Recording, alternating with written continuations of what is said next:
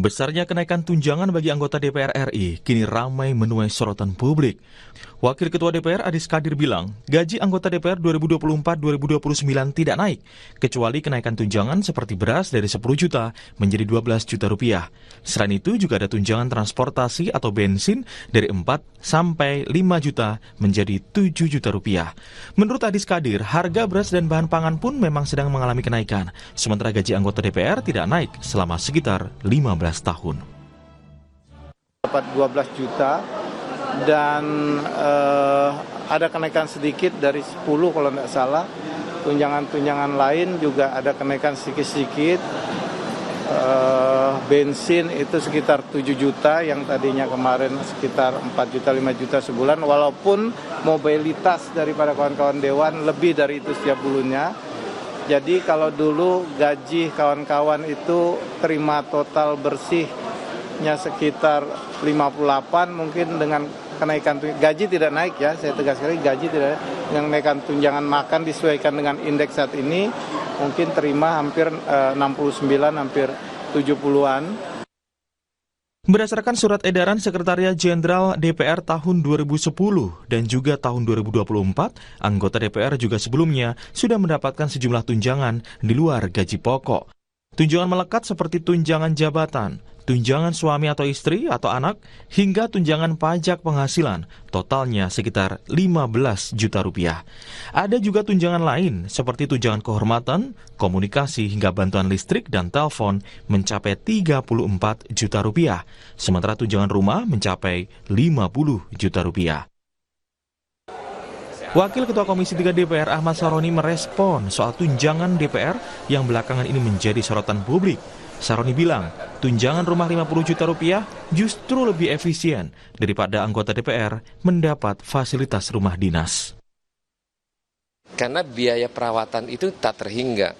Ya, banyak rusak AC lah, perlengkapan di dalamnya. Kenapa waktu itu banyak yang kasih masukan lebih baik dikasih tunjangan tunai, di mana tidak memberatkan negara agar posisinya tidak anggaran negaranya tidak terganggu. Jadi jangan dilihat karena nilai uangnya fantastis nih, enggak, itu biasa sebenarnya.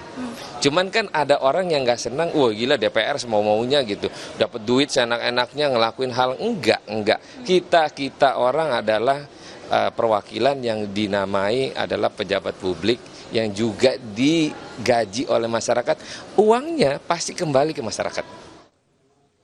Analis politik sekaligus Direktur Eksekutif Parameter Politik Indonesia, Adi Praitno menyebut kenaikan tunjangan anggota DPR melukai perasaan publik karena di saat yang bersamaan masih banyak warga miskin dan kesulitan mendapatkan pekerjaan.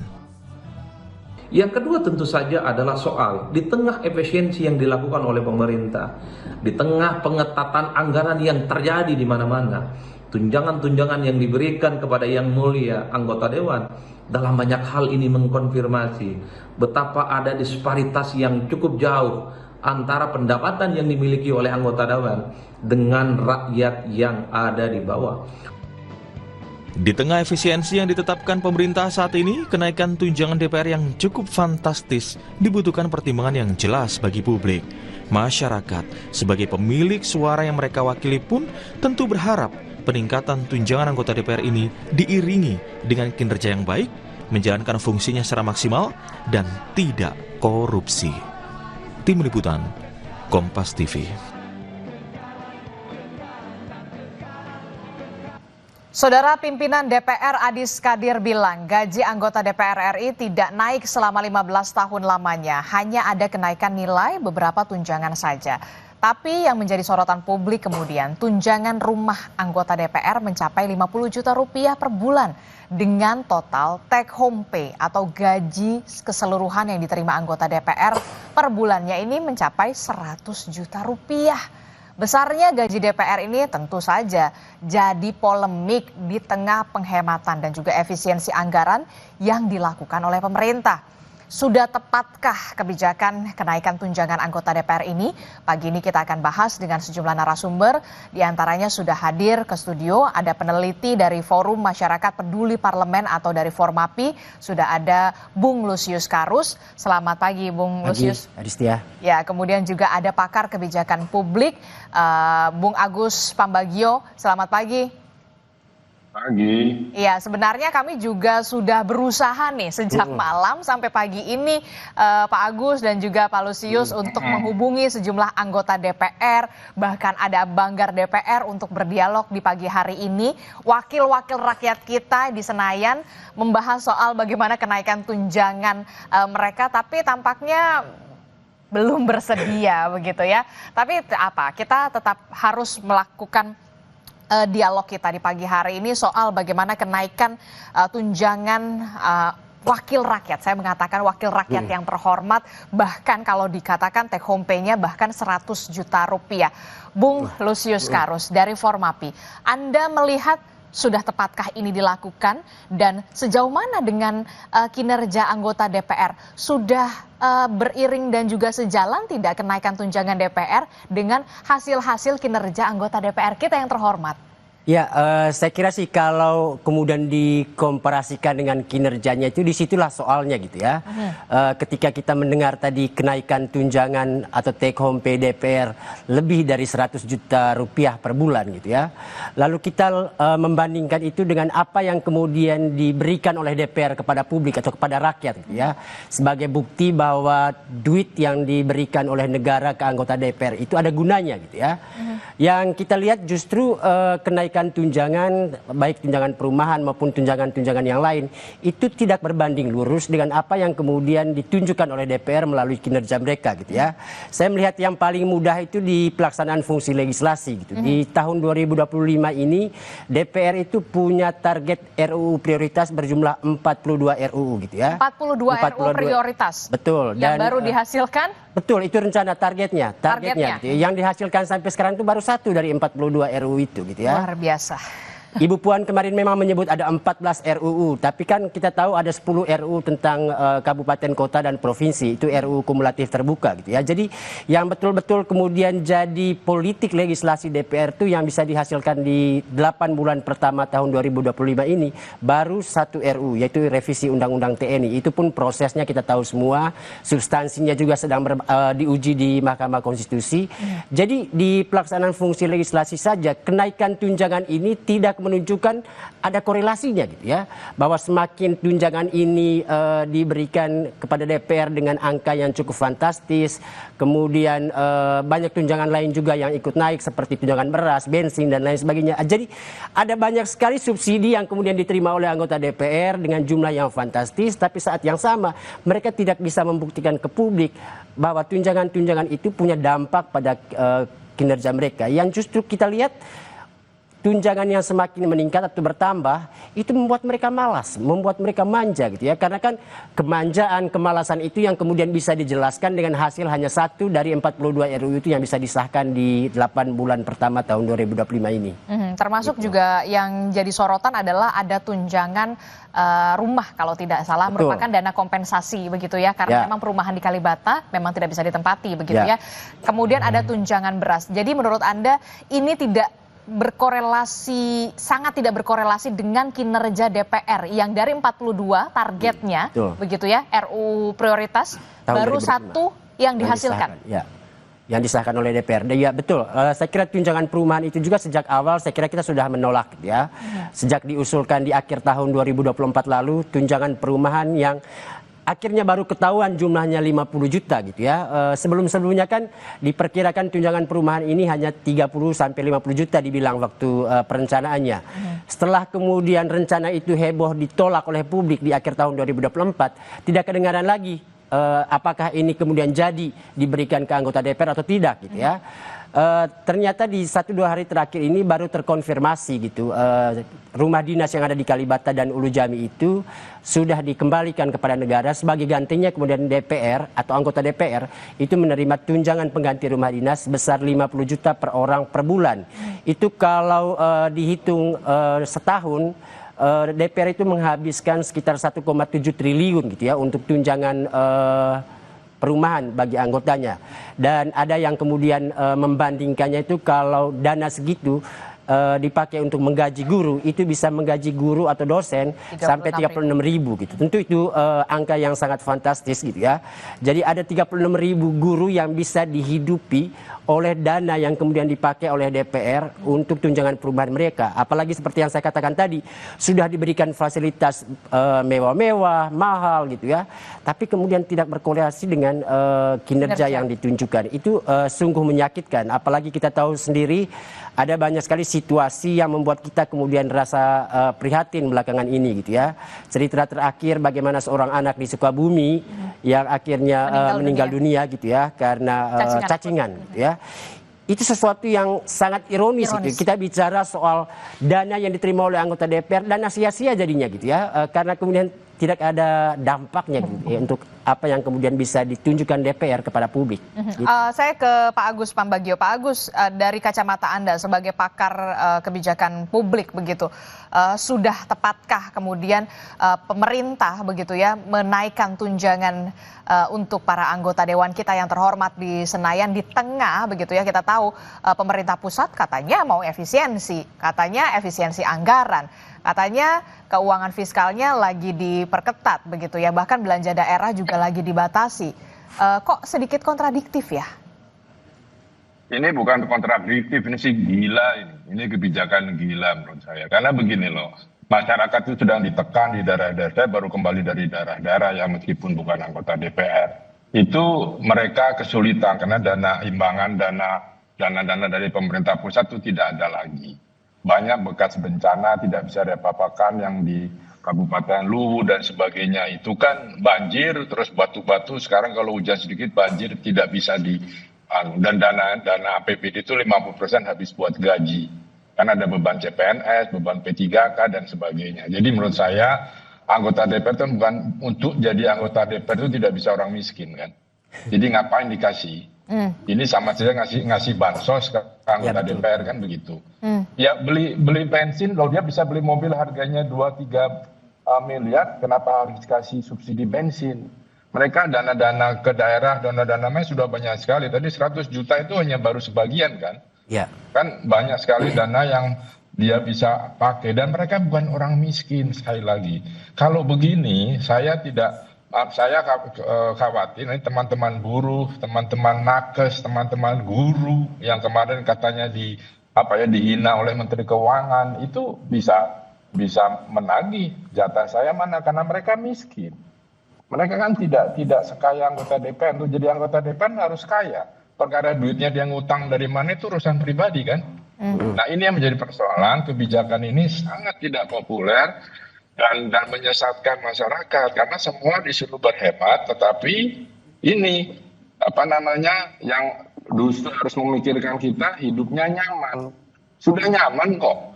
Loh rumah itu kan 50 juta itu mungkin di Senayan situ kali ya, apartemen gitu ya, kan mahal sekali. Dia bisa, dan sebagian besar kalau di Jakarta pasti sudah punya rumah, daerah juga sudah pasti punya, kan orang-orang politik ini sudah kemana-mana juga. Jadi menurut saya ini sebaiknya tidak dilanjutkan, karena masyarakat pasti akan marah dan ini nggak ada rasa empati dari pemerintah yang katanya mau berhemat. Oke, jadi Anda menyebutnya ini salah satu bentuk nirempati. Iya, ini insane menurut saya. Ini sakit jiwa. Ini ngapain dulu? Orang katanya uang tidak ada. Kita masih harus utang, masih defisit. Pertumbuhan di bawah 5. Kalau pertumbuhan di bawah 5 itu nggak usah ada Menteri Keuangan bisa jalan itu. Ini kata almarhum kawan saya Faisal Basri. Kalau pertumbuhan harus di atas 5, 7, 8 baru boleh ada Menteri Keuangan. Kalau begini kan bagaimana? Kita nggak tahu lagi harus seperti apa masyarakat di bawah juga sudah sangat menderita loh. Apalagi yang dampak dari bansos kemarin itu kan mereka menjadi cengeng, menjadi malas. Nah ini sekarang kasih bansos adalah anggota DPR. Memang gaji tidak naik, cukup lah. Tetapi masa ada biaya-biaya lain yang sebetulnya tidak usah naik pun mereka bukan orang miskin sekali lagi. Tapi katanya gajinya memang sudah tidak naik dari belasan tahun begitu. Inilah kemudian makanya tunjangannya dinaikin. Kalau menurut Pak Agus Pambagio, bagaimana dengan pernyataan ini? Iya, untuk jadi anggota DPR kan bukan untuk mencari lapangan pekerjaan kan. Kan mereka sudah tahu gajinya sekian. Masa berharap naik gaji kayak kita kerja di perusahaan saja. Jadi menurut saya gaji berapapun anggota DPR harus terima karena itu dia wakil rakyat yang harus membimbing, mensejahterakan kita, mengatur dengan baik. Sekarang baru tadi berapa? 1 ya dari 40 sekian. Itu kan kalau kita ujian nilainya Z itu bukan lagi F itu. Ya kan? Nah, tinggal sisa waktu tinggal berapa bulan? 4 bulan. Apa bisa menyelesaikan 40 sekian rancangan undang-undang? Jadi menurut saya lupakanlah. Kalau memang dipaksakan tambahan tunjangan itu rasanya pemerintah agak kurang sehat berpikirnya. Oke, tapi kemudian yang juga jadi pertanyaan saya kan setiap reses kan informasinya kan memang para anggota dewan yang terhormat ini kembali lagi ke dapil mereka, menemui konstituen mereka. Kan tidak gratis juga. Itu kan tidak gratis juga, harus ada. Apakah ini sepadan begitu dengan kenaikan tunjangan ini? Kalau ke daerah pasti ada lah, entah dari BUMN, entah dari apa, itu ada itu pemahaman saya ya, pengalaman saya. Jadi juga tidak 100% itu cukup. Kalau mau bilang cukup ya tentu karena sudah dibiasakan masyarakat di daerah waktu kampanye itu dengan uang, dengan segala macam, tentu harus dikasih uang. Ini kan yang dipersoalan. Biaya politik kita sangat mahal. Gitu ya. Jadi ketika selesai sudah masyarakat berharap ya yang dulu gua pilih kasih gua duit dong sekarang, jangan cuma waktu itu. Nah itu yang jadi mahal biaya politik ke daerah buat anggota DPR. Bagaimana, Bung Lusius? DPR ini kan kalau lagi reses memang seharusnya kembali lagi ke dapil mereka, menemui konstituen mereka begitu. Ini mungkin menjadi salah satu pertimbangan kenapa kemudian tunjangan dinaikkan begitu ya, untuk bisa menemui konstituen mereka walaupun memang kita tahu sudah ada dana aspirasi. Iya, sebenarnya nggak ada urusan gitu ya pulang reses lalu mereka menaikkan tunjangan untuk rumah gitu ya, karena kita tahu sendiri reses itu punya banyak lagi tunjangan turunannya gitu ya. Ada tunjangan dana resesnya, ada juga dana aspirasinya. Menurut Krisdayanti dulu jumlahnya sangat fantastis sampai 400 juta lebih untuk 5 kali reses dalam setahun gitu ya. Itu angka yang sangat luar biasa, apalagi kita tahu tidak semua anggota DPR juga menggunakan masa reses itu untuk kembali ke dapilnya. Banyak yang menggunakan masa reses justru untuk berlibur ke luar negeri gitu ya. Jadi laporan dana reses atau efektivitas reses ini pun masih jadi soal gitu ya, karena kita sendiri nggak pernah bisa mengakses laporan reses anggota DPR itu, apa saja yang mereka lakukan, siapa saja yang mereka temui, lalu aspirasi apa yang kemudian mereka ambil dari daerah pemilihannya gitu ya. Dan paling penting saya kira nggak ada urusannya masa reses itu dengan urusan penambahan tunjangan gitu ya, apalagi tunjangan perumahan maupun tunjangan bensin gitu ya. Reses itu sudah dibiayai sendiri dengan tunjangannya sendiri gitu. Jadi saya kira sih paling penting ada banyak kenaikan tunjangan yang dimiliki oleh DPR, dan itu tidak boleh kemudian menjadikan alasan gaji yang tidak naik selama berapa tahun itu jadi alasan tunjangan-tunjangan dimunculkan lalu dinaikkan gitu angkanya untuk yang tunjangan-tunjangan lama gitu ya. Gaji yang tidak naik itu kan memang karena ada peraturan pemerintahnya gitu ya. Ada undang-undangnya juga gitu. Dan itu berlaku untuk semua pejabat negara gitu. Dan harusnya sih selama ini memang kita tidak terlalu banyak mempersoalkan soal gaji pokok anggota DPR gitu ya. Karena kan ini istilahnya gaji pokok. DPR selalu menolak istilah tunjangan dengan kata gaji gitu. Padahal semuanya kan artinya dana pendapatan yang diterima oleh anggota DPR yang masuk ke rekening mereka gitu ya. Take home pay. Betul. Jadi soal istilah itu jadi tidak penting sebenarnya, tapi kita tahu betul ada uang masuk begitu banyak dalam rekening anggota DPR, bahkan mereka sendiri juga bingung untuk kemudian mengklasifikasi dana-dana yang masuk itu. Yang jadi soal kita itu ya tunjangan-tunjangan yang naik itu menjadi tidak relevan atau tidak urgent gitu ya. Ketika ada banyak persoalan lain yang harusnya didahulukan oleh DPR gitu loh, seperti yang dibilang tadi oleh Pak Agus gitu ya. Ada banyak persoalan di masyarakat yang mestinya justru kita andalkan DPR ini untuk memperjuangkannya gitu ya. Ada masalah kemiskinan, ada juga soal orang sakit seperti itu yang harusnya sih membutuhkan apa gitu respon DPR lebih cepat untuk kemudian melahirkan kebijakan untuk mengatasi semuanya itu.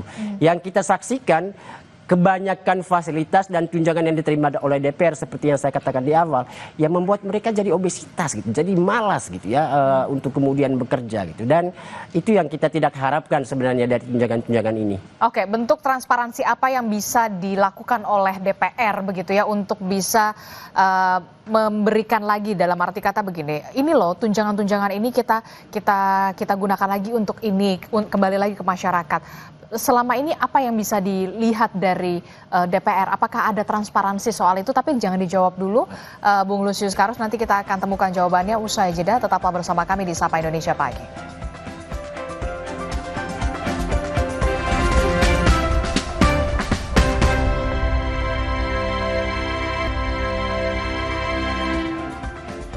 Terima kasih Anda masih bersama kami di Sapa Indonesia Pagi. Saudara, kita masih membahas apa yang kemudian menjadi sorotan publik di mana rakyat mempertanyakan adanya kenaikan tunjangan DPR begitu ya.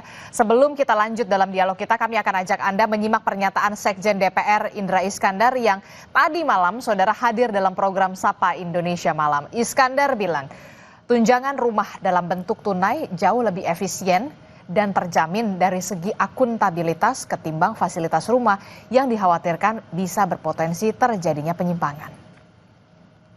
Sebenarnya kalau kita ngomong teknis gitu ya, rumah ini sudah dikembalikan kepada negara gitu ya. Kemudian juga ada kewajiban negara untuk memenuhi hal-hal semacam itu gitu ya. Dan sebenarnya lembaga-lembaga tinggi lain juga semua tunjangan itu ada, cuma kalau di DPR kan ribut ya. Lembaga-lembaga lain damai-damai aja sebenarnya. Gitu ya. Jadi sebenarnya, dan jumlahnya juga lebih besar sebenarnya. Jadi sebenarnya ini sudah sangat moderat. Kalau jadi pertanyaan-pertanyaan yang teknis semacam itu memang ini kan kita secara jujur juga harus katakan bahwa kondisi objektif dalam pengelolaan keuangan tuh antara rumah dengan diberikan dalam bentuk uang memang akuntabilitasnya lebih aman dalam bentuk uang, karena pemeliharaan rumah itu besar dan itu berpotensi memang ada fraud dan lain sebagainya. Jadi fraudnya untuk maintenance-nya itu tadi? Ya, kalau rumah itu kan bisa berbagai tafsir kan, intinya jumlah pemeliharaannya, yang diperbaiki seberapa besar, segala macam gitu ya. Tentang kendalinya terlalu besar. Tapi kalau dalam bentuk uang, saya sudah bekerja sama juga dengan beberapa bank himbara, anggota DPR yang mau menyewa dalam 2-3 tahun ke depan itu, mereka dapat uang dan mereka mencicil ke bank dan lewat kami, mereka nggak terima uang lagi. Ada juga yang mereka mencicil rumah di pinggiran Jakarta gitu, itu lewat kami, bank himbaranya langsung memotong langsung dari kami. Jadi itu juga menurut saya satu alternatif untuk ke depan. Atau begini Pak Indra, mungkin nggak kalau misalnya tunjangan-tunjangan diberikan itu sifatnya lamsam, jadi nggak diberikan mau berapapun habisnya segitu diberikannya gitu. Jadi sifatnya reimbursement gitu, nggak lamsam. Ya, mekanisme itu sebenarnya bukan DPR mutusin yang jadi dalam akuntansi negara tuh memang sudah ada standar-standarnya gitu. Termasuk salah satunya adalah dalam cara pemberian uang semacam itu. Sebenarnya buat DPR kalau dibuat lamsam jauh lebih enak juga gitu ya. Mereka di ini. Tapi risiko kalau lamsam juga harus sesuai dengan ini juga, standar harga yang fair gitu kan. Sebenarnya kami di sini sebagai rakyat berharap betul wakil rakyat kita yang terhormat di Senayan ini bisa kemudian juga bisa mendengarkan aspirasi dan juga berdialog bersama kita soal kenaikan tunjangan anggota DPR ini. Dan kita tahu saudara, naiknya tunjangan anggota Dewan yang fantastis jadi perhatian warga. Lalu apa saja komentar warga terhadap kenaikan tunjangan DPR? Kita simak berikut ini. Kalau bisa dibarengi dengan kerja nyatanya gitu di sekalian dijabarin, jadi pas berita ada angka itu muncul harusnya mereka juga sambil ini portofolio kita gitu, jadi kan misalnya kita bisa lebih percaya gitu kalau misalnya ada bukti kerja nyatanya juga gitu. Rakyat kita ini masih banyak yang belum, ini aja sudah banyak yang mencari pekerjaan lowongan, sementara anggota-anggota kita itu ya dinaikkan gajinya, fasilitasnya gitu. Menurut saya perlu dipertimbangkan atau dikaji ulang ya, apakah memang sepenting itu untuk memberi tunjangan rumah dengan gaji yang itu tadi lebih dari UMR dalam sehari mungkin ya. Kompas TV, saudara, juga melakukan polling melalui media sosial Instagram. Warganet diberikan pertanyaan, DPR dapat tunjangan rumah sebesar 50 juta rupiah dan tunjangan beras 12 juta rupiah, saudara. Setuju atau tidak? Sampai Kamis pagi yang menjawab setuju ada 13%. atau 22 pemilih. Dan yang tidak setuju 87% atau 147 pemilih. Saudara, ini dia kita akan saksikan bersama bagaimana polling Kompas TV soal tanggapan soal DPR dapat tunjangan rumah 50 juta dan juga tunjangan beras 12 juta. Dan hasilnya saudara 87% ini tidak setuju, sementara masih ada juga yang setuju, ini sebesar 13%. Kita akan lanjutkan perbincangan kita Kemudian juga ada pertanyaan selanjutnya ternyata. DPR dapat tunjangan 50 juta rumah. Ada juga tunjangan beras 20 juta. Lantas pertanyaannya, bagaimana dengan kinerjanya? 8% pemilih menilai kinerja DPR cukup baik. Sementara saudara 92% menilai kinerja DPR belum terlihat saudara. Nah, ini tadi polling Kompas TV yang sudah dilakukan begitu soal bagaimana tunjangan yang mengalami kenaikan begitu ya. Saya masih membahasnya bersama dengan Bung Lusius Karus dan juga ada pakar kebijakan publik Pak Agus Pambagio. Lagi-lagi saya harus menyampaikan bahwa sebenarnya kita sangat berharap sekali bahwa anggota DPR bisa ikut berdiskusi, berdialog bersama kita karena anggota parlemen merupakan wakil rakyat yang memang seharusnya juga merasakan apa yang sedang dirasakan rakyat saat ini begitu ya. Saya mau ke Bung Lusius. Bung Lusius, tadi saya sempat menanyakan begitu ya. Ini gimana begitu? Apakah ini juga masuk karena memang biaya politik untuk jadi anggota dewan yang mahal? Sebentar, mau respon sedikit tadi yang disampaikan oleh Sekjen gitu ya, biar publik tahu juga bahwa mungkin saja salah satu alasan kenapa kemudian DPR diberikan tunjangan perumahan itu karena kita tahu KPK itu sudah sempat mengusut korupsi terkait dugaan pengadaan barang dan jasa dalam proyek renovasi rumah anggota DPR gitu ya. Dan tersangka korupsinya itu sudah ditetapkan, cuman sampai sekarang nggak jelas di prosesnya gitu ya. Mungkin orang yang juga sedang ngomong itu tadi salah satunya tersangkanya gitu ya. Jadi saya kira sih penting juga untuk menjelaskan itu mestinya oleh Pak Sekjen ini bagaimana kabar tersangka korupsi terkait dengan pengadaan barang dan jasa di proyek renovasi rumah dinas anggota DPR. Karena jangan-jangan kasus korupsi itu yang kemudian membuat DPR sendiri merasa daripada ini nanti diselewengkan lagi kalau ada renovasi berikutnya, mendingan kita kasih tunjangan pengganti fasilitas rumah dinas saja gitu ya. Tadi apa tadi yang ditanyakan oleh termasuk juga soal apakah ini masuk kenaikan tunjangan DPR ini karena memang biaya politik juga mahal loh untuk bisa jadi anggota dewan. Iya betul, saya kira memang ada yang menduga bahwa kenaikan tunjangan ini diputuskan oleh DPR untuk mengganti ongkos politik yang telah mereka keluarkan di pemilu gitu ya. Tapi kalau ini jadi alasan, ini konyol sekali gitu ya. Masa negara dibebankan untuk sebuah aktivitas pribadi anggota DPR saat mencalonkan diri jadi anggota DPR.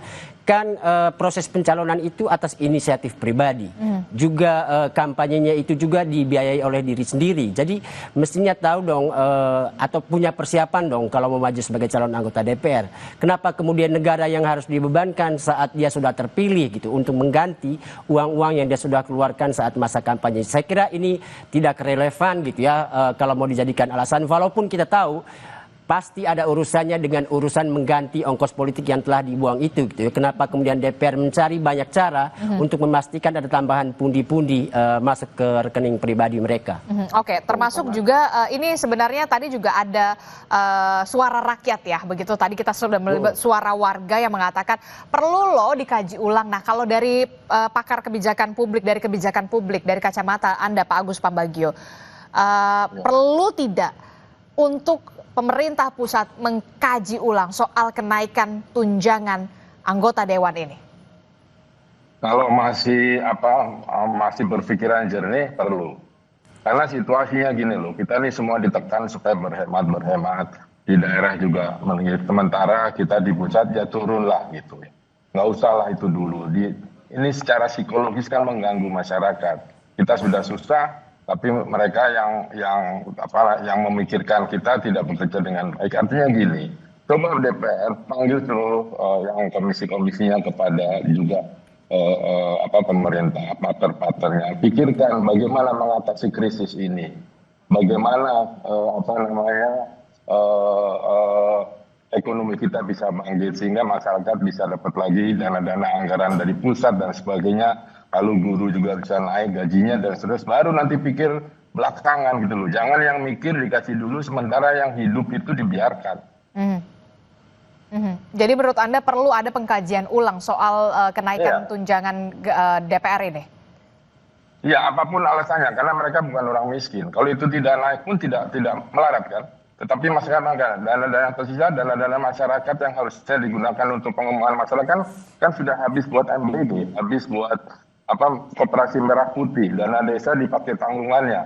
Kemudian dana CSR dari BUMN akan terpusat ada di Danantara. Itu kan membuat masyarakat bingung. Itu mesti bagaimana saya bisa mempergai, bagaimana kita DPR bisa menciptakan lapangan pekerjaan. Kita lihat pidatonya Perdana Menteri Singapura, we need jobs. Nah kita omong nggak itu? Kan cuma di mulut omong-omong saja. Nah itu bagaimana peran DPR untuk meng-create pekerjaan supaya tidak ada preman, karena preman-preman itu sebagian juga ada di sana dan sebagainya, dan semuanya itu menyulitkan masyarakat. Nah itu dulu dibereskan lah. Memang tidak besar perorangan, tapi ketika di total 500 sekian orang itu menjadi jumbo juga. Dan itu menyakitkan masyarakat, itu saja. Ini soal keadilan saja, prioritas. Mereka bukan, sekali lagi, mereka bukan orang miskin, bukan orang yang perlu ditunjang beli berasnya. Dan jadi ya, untuk rumah mereka bisa sebagian besar, kalau yang dari daerah kan bisa di apartemen yang biasa, kan bukan soal kemewahan, karena dia pejabat negara, tapi soal fungsi dia untuk masyarakat itu seperti apa. Oke, saya setuju dengan apa yang dikatakan oleh Pak Agus Pambagio. Tapi begini, ini kan kalau kita lihat memang apa yang selalu dilakukan oleh DPR, soal renovasi gedung, kemudian soal renovasi pemeliharaan rumah, begitu. Selalu kayaknya kok serba salah begitu ya. Ya karena korupsi kan. Enggak ada benarnya. Ya kan karena korupsi. Kalau korupsi itu dihukum mati gitu selesai. Ada efek jera. Kalau sekarang tidak ada, sudah dihukum sekian tahun, belas tahun, dapat remisi. Ya kan, sudah ini berkelakuan baik karena sholat. Sholat itu kan kewajiban manusia, bukan soal kelakuan baik. Ya kan? Dan ini mencederai hati rakyat, hati nurani rakyat menurut Anda? Sangat, iya. Loh, jadi artinya ya mari kita korupsi aja sama-sama kita jarah, kan gitu. Karena hukumannya tidak berat dan masih bisa senyum. Paling sedihnya karena pakai rompi sama diborgol aja. Itu sebentar kan oleh media. Setelah itu ya selesai. Di penjara juga hidup enak gitu kan. Nah ini kan yang persoalan-persoalan seperti ini daftarnya karena korupsi. Kalau itu tidak ada, persoalan rumah renovasi itu mudah. Karena semua minta itu dari pimpronya, dari apanya semua minta. Akhirnya si kontraktornya juga jadi tidak bisa hidup sejahtera kan. Karena harus bayar ini, bayar itu gitu loh. Intinya ya karena korupsi. Negara ini hancur karena korupsi. Itu aja. Saya sepakat ketika memang mau benar-benar serius dibenahi korupsinya begitu ya, rakyat juga akan meningkat kepercayaannya begitu, termasuk juga dengan DPR begitu ya, Pak Agus. Lihat indeks korupsi kita naik terus kan. Dan itu tidak ada yang care gitu, tetap aja dikasih amnesti lah, segala pengampunan dikurangi segala macam. Lu boleh saja, itu kemanusiaan, tetapi kan dosa dia pada rakyat ini kan harus dihitung. Oke, saya ke Pak Bung Lusius. Bung Lusius, ini kan tentu menjadi PR besar begitu ya bagi DPR untuk bisa meningkatkan lagi begitu meningkatkan lagi lah kepercayaan publik yang dalam tanda kutip sudah kadung, sudah degradasi begitu ya kepercayaan publik terhadap DPR. Apa yang bisa sebenarnya dilakukan oleh DPR dengan kenaikan tunjangan ini? Mungkin salah satunya soal peningkatan kinerja begitu ya, transparansi. Setelah reses itu apa yang sudah dilakukan oleh DPR begitu ya untuk bisa menyalurkan aspirasi mereka di konstituen mereka begitu, di dapil-dapil mereka. Selama ini dari temuan Formapi ada nggak sih sebenarnya bentuk transparansi itu yang sudah dilakukan oleh DPR? Saya kira satu-satunya alat atau instrumen yang bisa kita gunakan untuk menguji apakah DPR itu sungguh-sungguh sudah transparan selama ini gitu ya. Yang paling mudah di era modern ini, apalagi DPR sendiri mengklaim kalau sekarang itu DPR itu modern gitu ya. Jadi melalui website mereka gitu ya. Coba kita lihat saja di sana itu apa yang dikerjakan DPR, terus apakah yang dikerjakan DPR itu dilaporkan tepat waktu di sana. Misalnya di sana itu ada kolom untuk melaporkan hasil dari setiap sidang yang dilakukan oleh DPR, namanya laporan singkat gitu ya. Di situ kita misalnya bisa melihat kesimpulan rapat apa yang kemudian diambil DPR bersama mitra kerjanya gitu ya.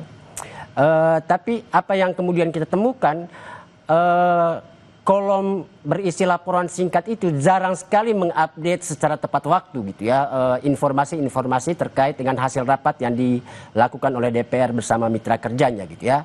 Misalnya kegiatan di badan legislasi, kadang kegiatan hari ini informasinya itu baru kita bisa temukan di bulan depan atau bahkan di 2 bulan ke depan gitu ya. Jadi saya kira di website itu sendiri atau website DPR itu tidak bisa menjadi instrumen untuk menjadi referensi kita untuk mencari informasi utama gitu ya terkait apa yang dikerjakan oleh DPR gitu ya. Terkait dengan keuangan, khususnya untuk uang yang kemudian diterima oleh anggota DPR gitu ya, itu sama sekali tidak bisa kita temukan gitu ya. Kenapa kemudian akuntabilitas bagi anggota DPR itu jadi penting dan perlu kita dorong supaya uang-uang yang diterima itu bisa dipertanggungjawabkan ke publik gitu ya. Karena itu uang negara dari pajak rakyat gitu ya. Dan harus kembali ke rakyat lagi. Betul. Kalau kinerja mereka tidak bisa tunjukkan, minimal mereka punya kejujuran untuk menyampaikan ke publik untuk apa uang yang mereka terima itu digunakan gitu ya. Saya kira itu penting untuk didorong ke DPR sih.